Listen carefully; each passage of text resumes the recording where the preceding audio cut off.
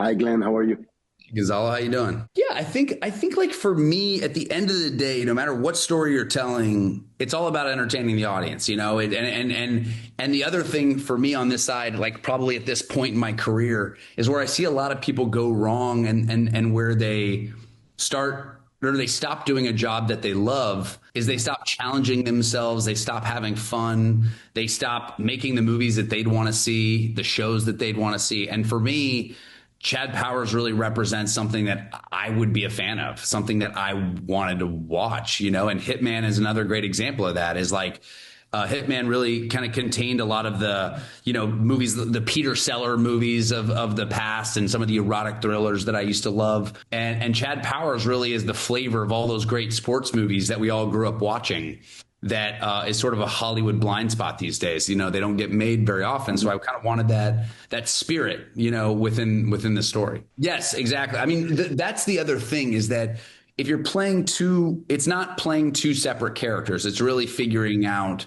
Russ Holiday is obviously a great improviser on the field. You know, when we meet him at the Rose Bowl, you see that when the pocket is closing in on him, he's a guy that makes magic out of nothing, right? He's a great improviser on the field.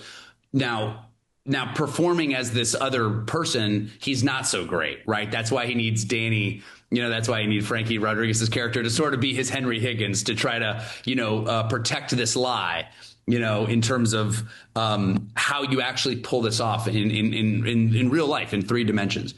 The thing that I think like is just a blast about the show though is like when you talk about like identity and when you talk about this sort of like Russian nesting doll of identities, that's where I really find to the magic of the show is for me is how those things sort of intersect where Russ's thoughts come out in Chad and vice versa. You know, how those two men are sort of communicating with each other. And on the writing side, that's been a real joy. And one that I find that, you know, I think audiences are now really tapping in to is the nature of identity and how sometimes the lie informs truth and truth informs the lie.